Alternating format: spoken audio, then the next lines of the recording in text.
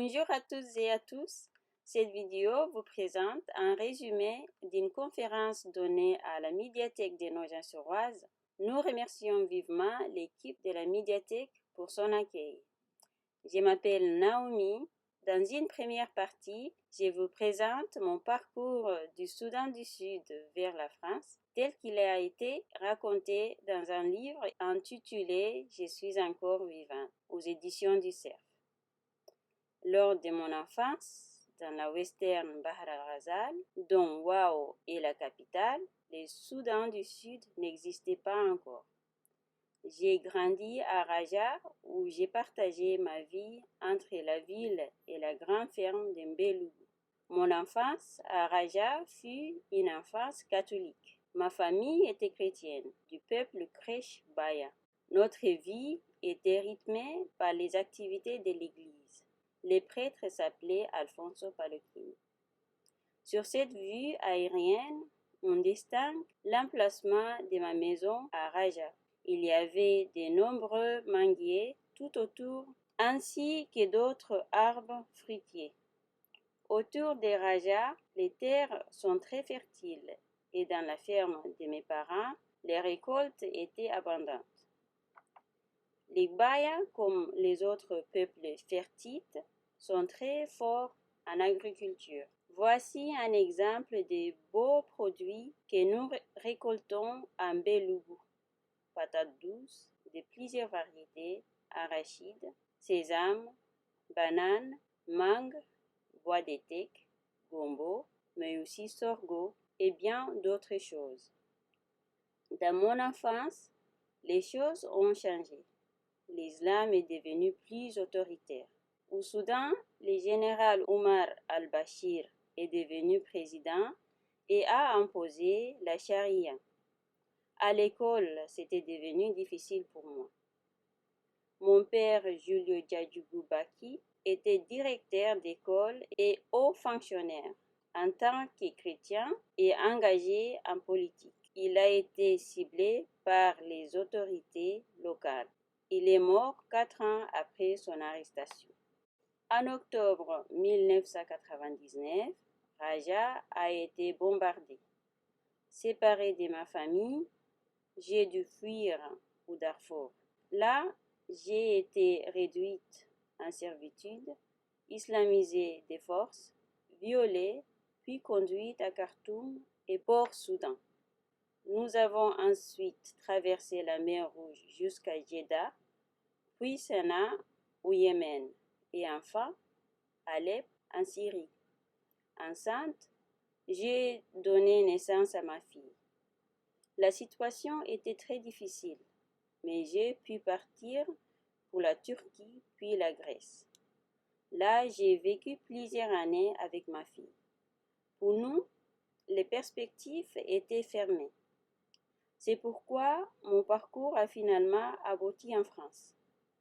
Je suis reconnaissante d'en être devenue citoyenne.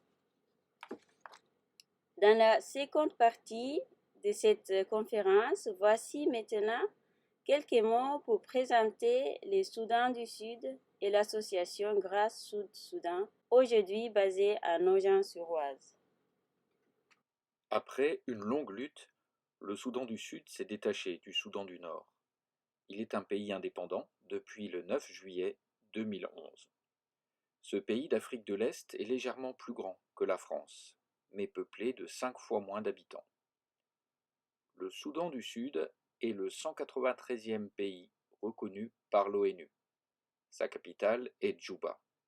On y parle anglais, arabe et des langues tribales. C'est un pays jeune. Sur cette carte, on distingue bien la capitale Djouba au sud et Wao ainsi que Raja à l'ouest. Le Soudan du Sud a un très grand potentiel. Il est aussi passé par de grandes difficultés. 3 guerres civiles ont marqué l'histoire de ce territoire. Beaucoup de familles ont souffert. Mais le Soudan du Sud ne se résume pas aux épreuves qu'il a traversées. Ce pays a beaucoup à nous apporter. Ses ressources naturelles sont remarquables, café, karité.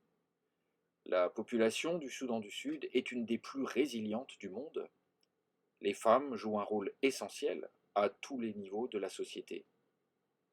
Le saviez-vous, le Parlement sud-soudanais a compté, en 2017, une proportion plus importante de femmes que le Parlement français à la même époque.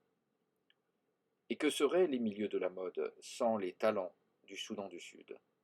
Plusieurs top modèles de classe mondiale comme Alek Wek sont sud-soudanaises.